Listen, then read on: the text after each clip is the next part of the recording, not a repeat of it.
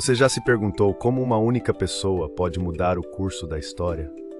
Imagine um homem cuja vida foi completamente transformada por um encontro divino e que essa transformação acabou afetando o destino de milhões de pessoas ao redor do mundo. Esta é a história de Paulo, o apóstolo que se tornou o principal mensageiro de Deus para os gentios. Nossa história começa em uma época de grande tensão religiosa. O judaísmo era uma fé antiga e estabelecida, enquanto uma nova seita, conhecida como o Caminho, estava ganhando força. Esta seita seguia os ensinamentos de Jesus de Nazaré, proclamando-o como o Messias prometido. Neste cenário encontramos Saulo de Tarso, um fariseu zeloso e estudioso da lei judaica. Ele estava determinado a erradicar esta nova seita que considerava uma ameaça à fé tradicional. Saulo perseguia implacavelmente os seguidores de Jesus, prendendo-os e até mesmo aprovando suas execuções. Mas o plano de Deus para Saulo era muito diferente. Em uma jornada para Damasco, onde planejava continuar sua perseguição, Saulo teve um encontro que mudaria sua vida para sempre. Uma luz brilhante do céu o cercou e ele ouviu a voz de Jesus: Saulo, Saulo, por que você me persegue?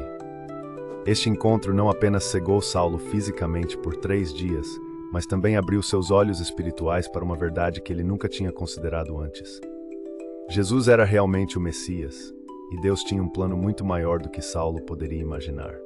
Depois de recuperar a visão, Saulo, agora conhecido como Paulo, passou de perseguidor a pregador. Mas sua missão não era apenas para os judeus. Deus revelou a Paulo um mistério que havia sido escondido por gerações.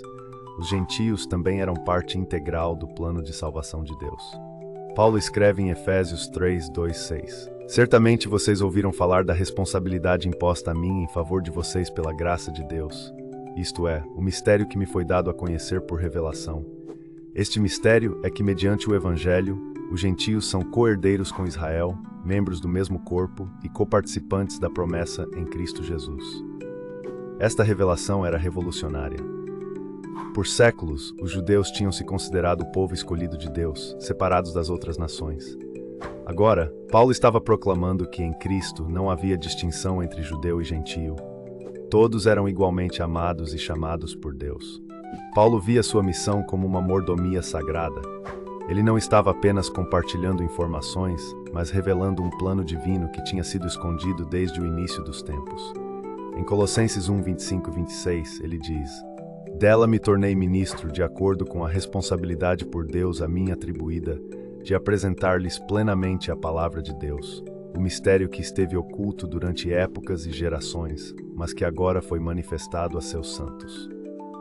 Esta compreensão moldou profundamente o ministério de Paulo. Ele viajou extensivamente, estabelecendo igrejas em cidades gentias por todo o Império Romano. Suas cartas, que formam grande parte do Novo Testamento, frequentemente abordam a inclusão dos gentios e a unidade de todos os crentes em Cristo. Paulo enfrentou considerável oposição por causa desta mensagem. Muitos judeus o consideravam um traidor, enquanto alguns gentios achavam sua pregação sobre um Deus judeu irrelevante ou ofensiva. No entanto, Paulo permaneceu firme em sua convicção, afirmando em Gálatas 1, 11 e 12: Irmãos, quero que saibam que o evangelho por mim anunciado não é de origem humana. Não o recebi de pessoa alguma nem me foi ensinado, ao contrário, eu o recebi por revelação de Jesus Cristo. A missão de Paulo não era fácil. Ele enfrentou perseguição, prisão, naufrágio e inúmeras dificuldades, mas ele via todas essas provações como parte de sua mordomia da graça de Deus.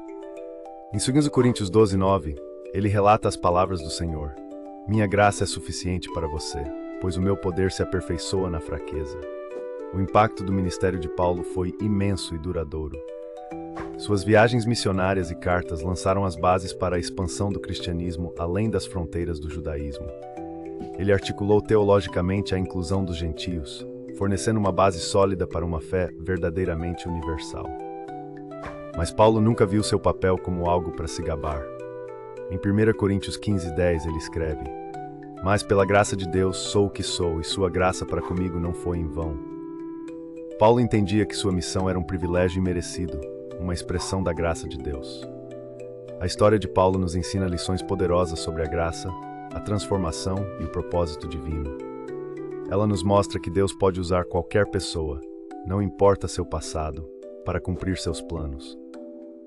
Também nos lembra que as barreiras que muitas vezes erguemos entre as pessoas, sejam elas étnicas, culturais ou religiosas, não têm lugar no reino de Deus. Além disso, a vida de Paulo ilustra o poder de uma única pessoa comprometida com uma missão divina.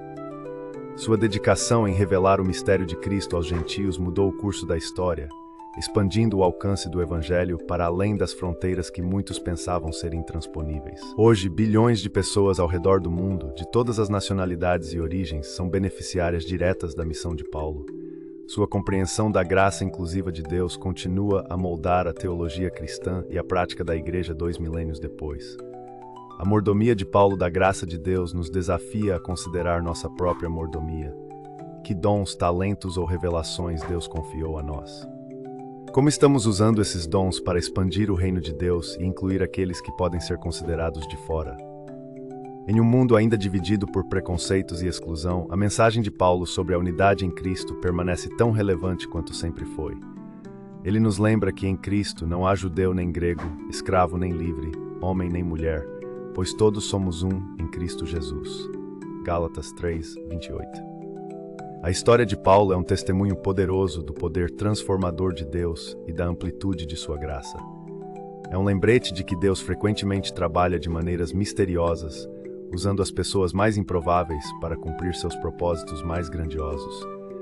Que possamos, como Paulo, abraçar plenamente nossa mordomia da graça de Deus, proclamando corajosamente as boas novas do amor inclusivo de Deus para todos os povos, em todos os lugares.